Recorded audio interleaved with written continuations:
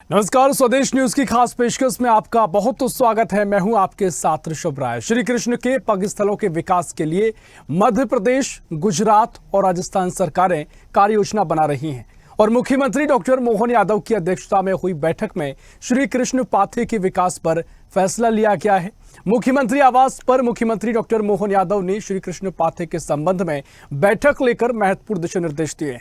उन्होंने बताया कि श्री कृष्ण के गुजरात गमन पथ के लिए गुजरात सरकार से भी सहयोग लेंगे। उन्होंने कहा कि श्री कृष्ण का ईश्वरीय स्वरूप स्तुत्य है, उनके दूसरे पक्षों को भी उजागर करेंगे और भगवान श्री कृष्ण पाथवे के विकास के लिए राजस्थान सरकार के साथ मिलकर काम करने जा रही है। साथ ही श्री कृष्ण गमन स्थल को चिन्हित किया जाएगा। मुख्यमंत्री डॉक्टर मोहन यादव ने बताया कि श्री कृष्ण पाथवे के विकास के लिए भोपाल के अलावा उज्जैन, राजस्थान के जयपुर, भरतपुर और ब्रज या 84 कोस या अन्य किसी विशिष्ट स्थल पर समिति बैठकें आयोजित की जाएं। ऐसी पहल से दोनों राज्यों में श्री कृष्ण पाथवे के लिए सकारात्मक माहौल बनेगा। सरकार श्री कृष्ण पाथवे के लिए केंद्रित होकर काम करेगी और भविष्य में भगवान श्री कृष्ण से जुड़ी अन्य लीलाओं को भी इस कार्य से जोड़ा जाएगा। कुल मिलाकर महत्वपूर्ण तरीके से सरकार प्रयास कर रही है। देश में भगवान श्री कृष्ण के पग जिस स्थान पर पड़े हैं, ऐसे स्थानों का विकास किया जा रहा है। मध्य प्रदेश, गुजरात और राजस्थान सरकार इसके लिए कार्य योजना बना रही है। तीनों राज्यों की सरकारें मिलकर श्री कृष्ण पाथवे का विकास कार्य करेंगी। ये निर्णय मुख्यमंत्री डॉक्टर मोहन यादव की अध्यक्षता में हुई श्री कृष्ण पाथवे के संबंध में बैठक में लिया गया। मुख्यमंत्री डॉक्टर मोहन यादव ने कहा है कि भगवान श्री कृष्ण पाथवे के संदर्भ में मध्य प्रदेश और राजस्थान सरकार एकमत है। हम राजस्थान सरकार के साथ मिलकर श्री कृष्ण पाथवे के विकास के लिए मिलकर काम करेंगे। भगवान श्री कृष्ण के गुजरात गमन पथ के विकास के लिए हम गुजरात सरकार से सहयोग लेकर इस दिशा में काम करेंगे। भगवान श्री कृष्ण का ईश्वरीय स्वरूप तो स्तुत्य है ही, हमारी सरकार उनके दूसरे महत्वपूर्ण पक्षों को भी समाज के समक्ष प्रकाश में लाएगी। इसमें भगवान श्री कृष्ण द्वारा उज्जैन में शिक्षा ग्रहण करना, सुदामा से मित्रता निभाना, वनवासी से प्रेम और गुरु शिष्य परंपरा की मिसाल कायम करने जैसे प्रसंग शामिल हैं। मुख्यमंत्री डॉक्टर मोहन यादव गुरुवार को मुख्यमंत्री निवास में श्री कृष्ण पाथवे के संबंध में विषय विशेषज्ञ समिति की बैठक की अध्यक्षता करते हुए संबोधित कर रहे थे। मुख्यमंत्री डॉक्टर मोहन यादव ने कहा कि श्री कृष्ण पाथवे के विकास के लिए सभी समितियों को सक्रिय किया जाए। पुरातत्वविदों, धर्माचार्यों एवं भगवान श्री कृष्ण साहित्य के अच्छे लेखकों को भी इस समिति में जोड़ा जाए। सीएम ने कहा, श्री कृष्ण पाथवे के विकास के लिए भोपाल में आयोजित इस बैठक के अलावा उज्जैन और राजस्थान के जयपुर या भरतपुर या ब्रज या 84 कोस या अन्य किसी विशिष्ट स्थल पर समिति बैठकें की जाएं। इससे दोनों राज्यों में श्री कृष्ण पाथवे के लिए सकारात्मक वातावरण का निर्माण होगा। मुख्यमंत्री डॉक्टर मोहन यादव ने कहा कि भगवान श्री कृष्ण का जम्बू द्वीप के कई क्षेत्रों में आवागमन का उल्लेख मिलता है। समिति भगवान श्री कृष्ण के उन सभी गमन स्थलों को चिन्हित कर इनका अभिलेखीकरण करे। उन्होंने कहा कि उज्जैन के सांदीपनी आश्रम को श्री कृष्ण पाथवे के विकास एवं विस्तार के लिए केंद्र बिंदु बनाया जा सकता है। बैठक में समिति के सदस्यों द्वारा बताया गया कि भगवान श्री कृष्ण द्वारा लोक कल्याण के लक्ष्य पूर्ति के लिए मथुरा, उज्जैन, द्वारिका, ब्रजमंडल, मेवात, हाड़ौत, मालवा निमाड़, गुजरात, राजस्थान, विदर्भ, महाराष्ट्र के अनेक क्षेत्रों की यात्राएं की गईं। ऐसे में उनकी यात्रा का प्रमुख केंद्र उज्जैन ही रहा था। मुख्यमंत्री ने कहा कि प्रदेश में धार्मिक त्योहारों में सरकार की सहभागिता बढ़ी है। हमने दशहरे में शस्त्र पूजा, दीपावली पर गोवर्धन पूजा और हाल ही में गीता जयंती भी मनाई है। प्रदेश के 17 पवित्र धार्मिक शहरों में हमने शराबबंदी लागू करने का निर्णय ले लिया है। इससे समाज में एक अच्छे संदेश का संचार हुआ है। उन्होंने कहा कि सरकार श्री कृष्ण पाथवे के लिए फोकस्ड होकर काम करेगी। साथ ही भविष्य में भगवान श्री कृष्ण से जुड़ी अन्य लीलाओं को भी हम इस कार्य से जोड़ेंगे। प्रमोद श्रीवास्तव, स्पेशल रिपोर्ट, स्वदेश न्यूज।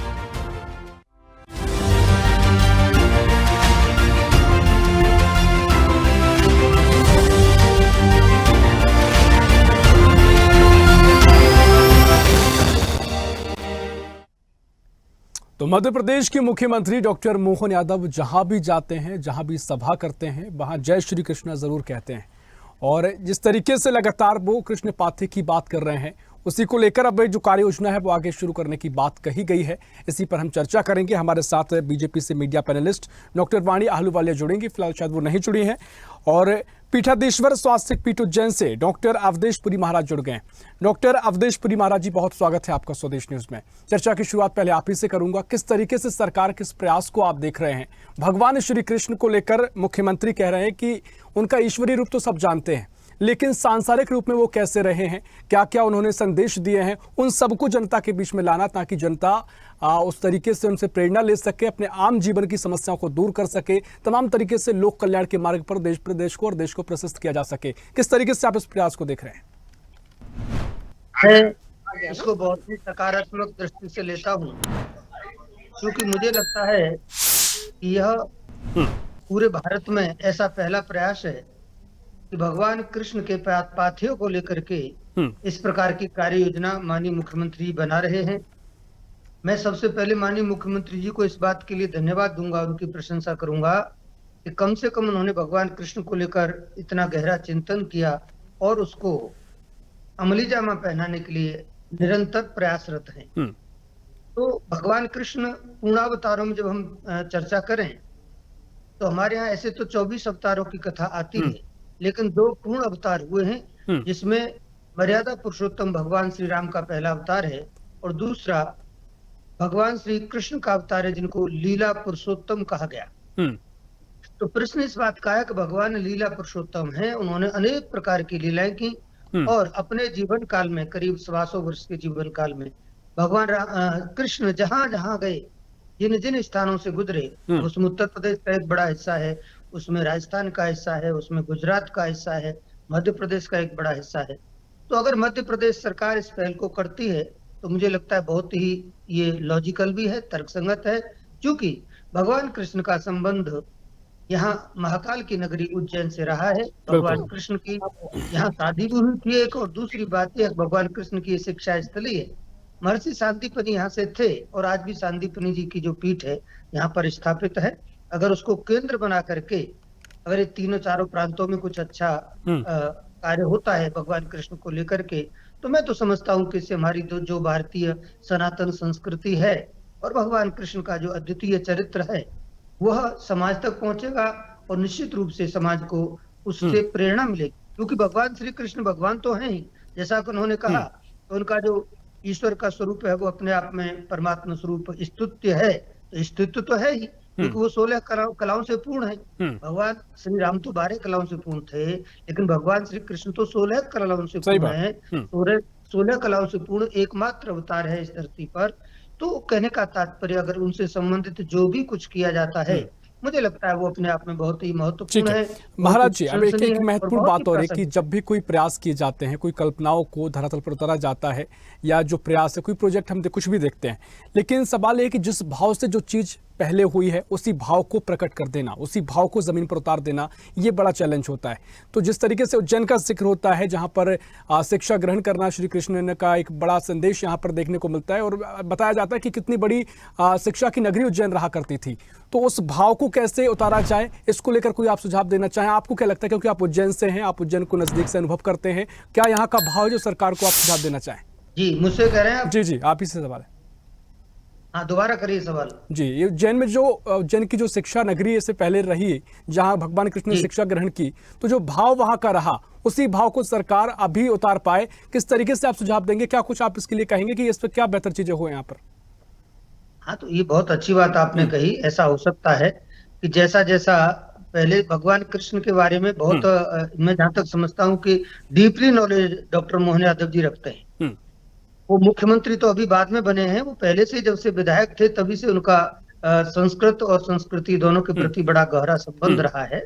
और मैं जहां तक समझता हूँ कि यहाँ हमारे यहाँ जो महाराजा वीर विक्रमादित्य के ऊपर जो एक नाटक उन्होंने प्रारंभ किया था, और वो विक्रम महोत्सव, वो धीरे धीरे आज देश में और पूरे विश्व में एक ख्याति प्राप्त कर रहा है।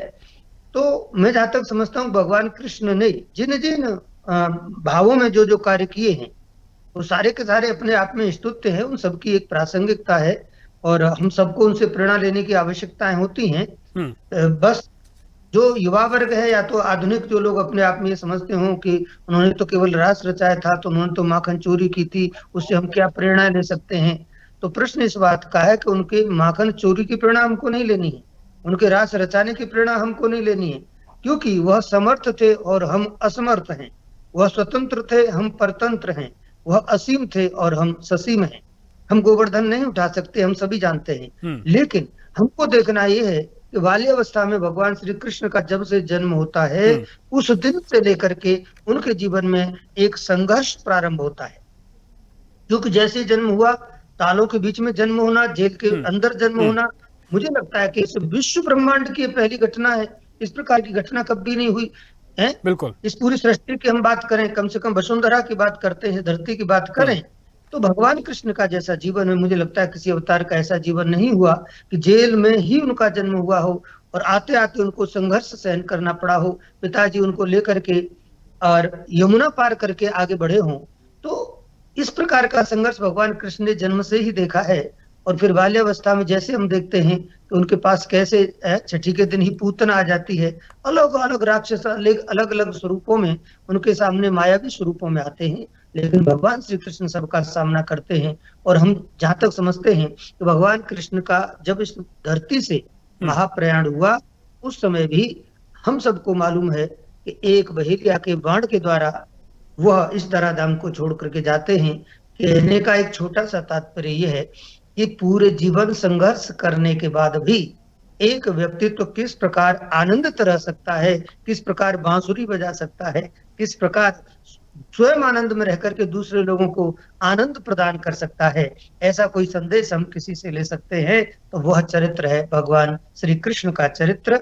यहाँ उज्जैन में 64 कलाएं भगवान श्री कृष्ण सीखते हैं महर्षि सांदीपनि से, और उन 64 कलाओं के बारे में मुझे लगता है कि प्रत्येक नागरिक को उसे शिक्षा मिल सकती है जो भगवान कृष्ण ने उज्जैन में सीखा है।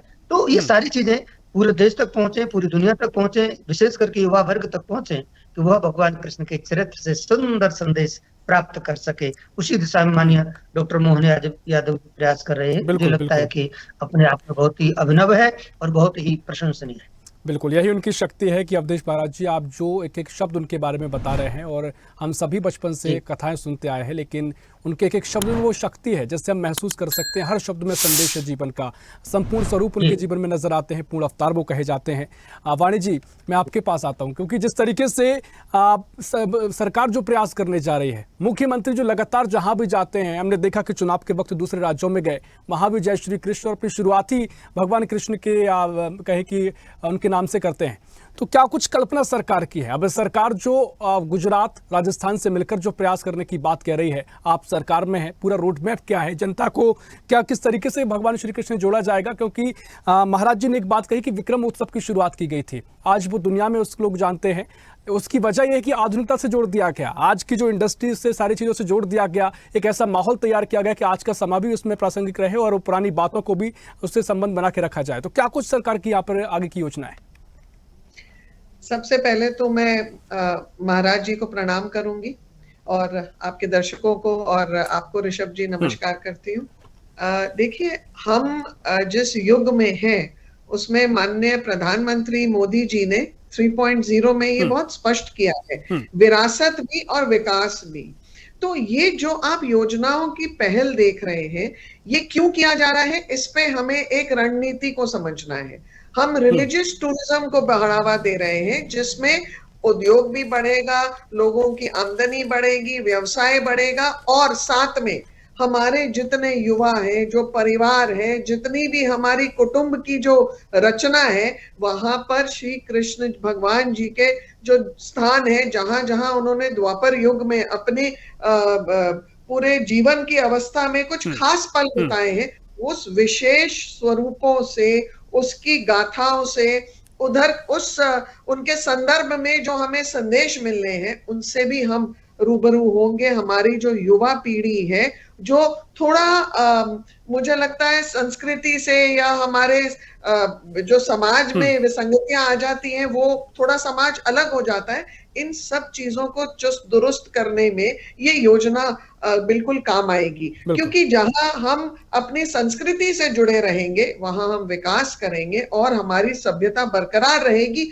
और हम आगे बढ़ेंगे, हम विश्व गुरु बनने के पथल पर रहेंगे। साथ में आप ये देखिए कितना उत्तम पहल है कि 3 भारतीय जनता पार्टी के शासित राज्य, आप उल्लेख करिए कि हमारी जितनी योजनाएं पूरे भारत में अभी विस्तार के रूप में आगे बढ़ रही हैं, चाहे वो सिंचाई की योजना हो, चाहे टूरिज्म की, रिलीजियस टूरिज्म की योजना हो, जो भी है, हम एकजुट होकर अनेकता में एकता, हम सब साथ मिलकर आगे बढ़ने की बात कर रहे हैं। बहुत सुंदर विकल्प है, बहुत प्रशंसनीय विकल्प है और हमारे यशस्वी मुख्यमंत्री जो इसकी अध्यक्षता करते हैं, जिसमें उन्होंने पुरातत्वविदों को और धर्माचार्यों को, साथ में साहित्यकारों को भी इस समिति में जोड़ा है और इसकी बैठकें निरंतर होंगी, चाहे भोपाल में हो, चाहे उज्जैन में हो, जयपुर में हो, भरतपुर में हो, ब्रज में हो, जहां भी हो। परंतु सार्थक रूप से हमारा जो एक विजन है,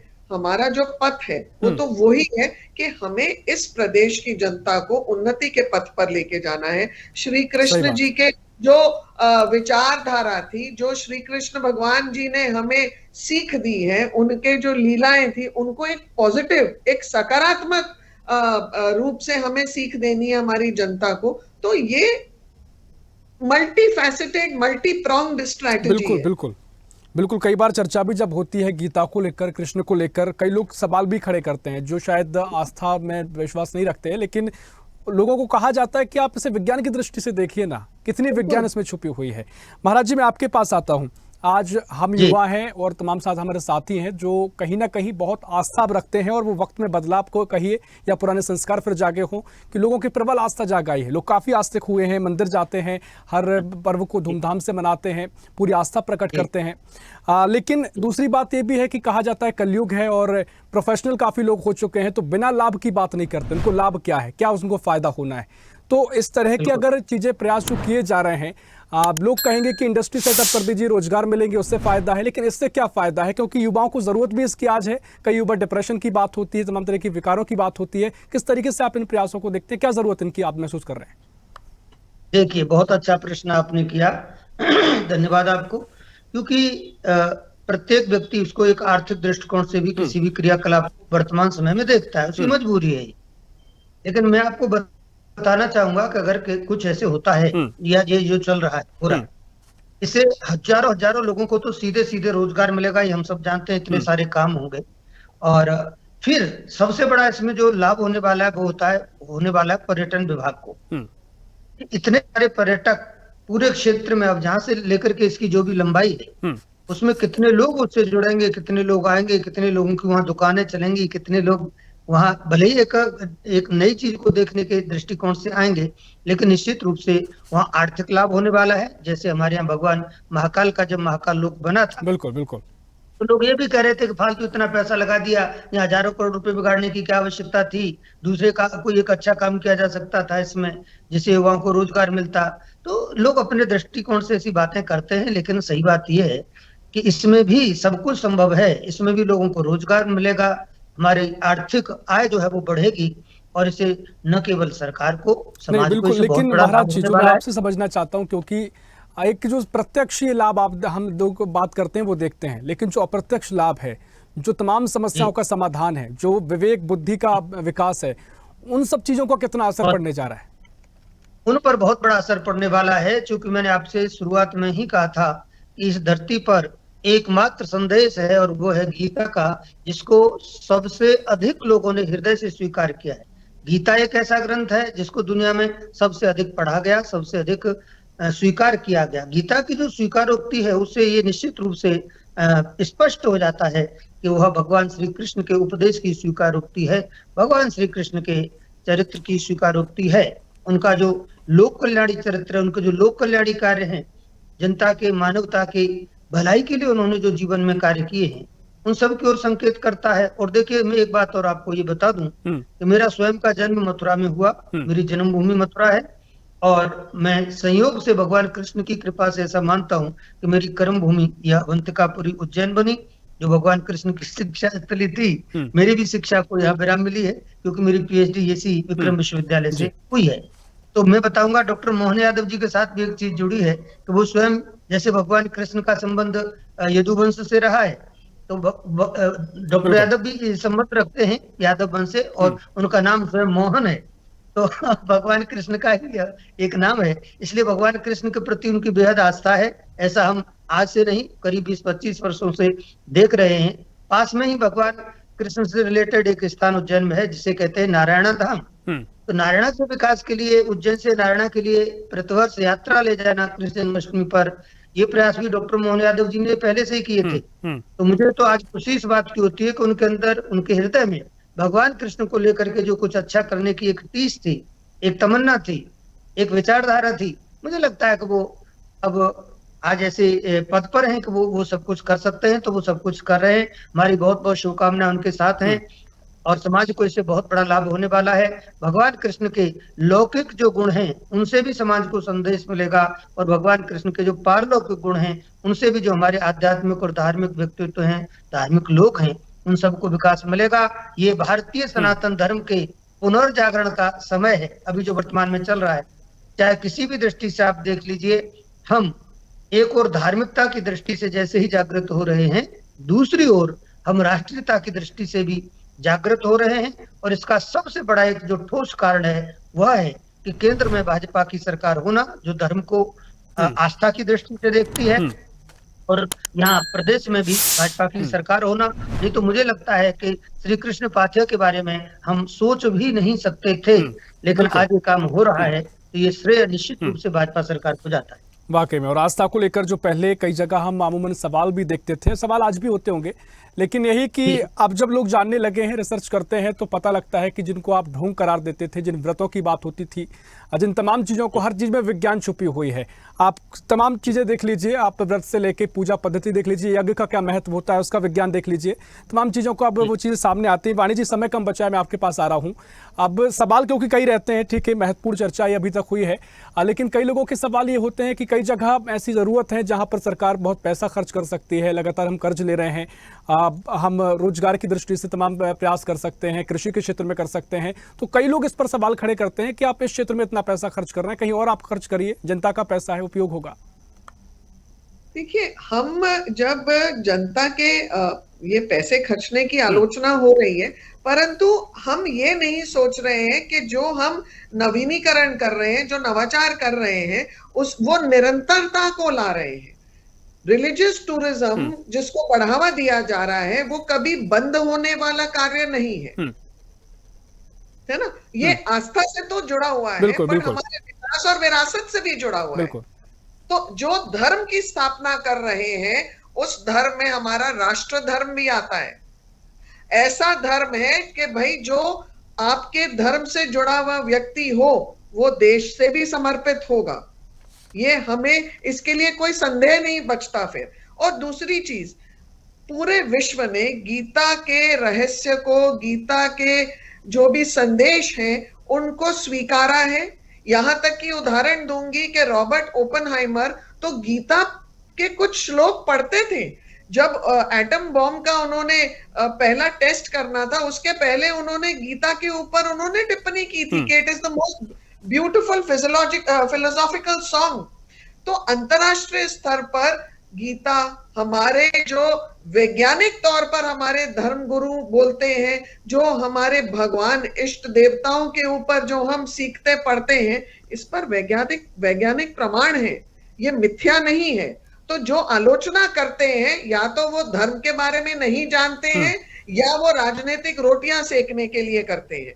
पर वास्तव में ये स्पष्ट और साफ है कि हम जिस पथ पर चल रहे हैं, जो विरासत और विकास दोनों को संजो के चलने वाला पथ है, उसमें हमारे देश की ताकत, हमारे जनता के लिए जो सुविधाएं और इस पूरे भारतवर्ष में जो उन्नति देखने को मिलेगी, वो हमारे सामने है। ये प्रमाण के रूप में है, कुछ काल्पनिक नहीं है। नहीं, बिल्कुल बिल्कुल महत्वपूर्ण प्रयास है। देखिए, यहाँ तक तो हमें तो बहुत स्वागत हम करेंगे एज अ मीडिया पर्सन भी, क्योंकि तमाम चीजें हैं जो सिर्फ धर्म से जोड़कर नहीं देखी जा सकती हैं, जनता के हित और लोक कल्याण के भाव से देखी जा सकती हैं। आज समय इतना ही है, बहुत महत्वपूर्ण चर्चा आप दोनों ने महत्वपूर्ण मेहमानों ने की है। बहुत शुक्रिया महाराज जी आपका, बहुत शुक्रिया वाणी जी आपको चर्चा में शामिल होने के लिए। तो कुल मिलाकर मोहन सरकार लगातार जो प्रयास कर रही है, श्री कृष्ण पाथेय को लेकर जो चर्चा की गई है, अब धरातल पर उतारना है। धरातल पर उतरेंगे तो योजनाएं बन रही हैं और गुजरात से राजस्थान से संपर्क साधा गया है, बैठकें होंगी और जहां जहां श्री कृष्ण के चरण पड़े हैं उन चरणों को श्री कृष्ण पाथेय के रूप में विकसित करना सरकार का प्रयास है। फिलहाल के लिए इस खास पेशकश में इतना ही। देश प्रदेश की और भी खबरों के लिए देखते रहिए स्वदेश न्यूज, सबसे पहले देश। ऐसी ही खबरों के लिए हमें लाइक करें, शेयर करें, फॉलो करें और यूट्यूब पर सब्सक्राइब करें और बेल आइकन दबाना ना भूलें। साथ ही ताजा अपडेट्स के लिए हमारी वेबसाइट swadesh live.com पर जरूर जाएं।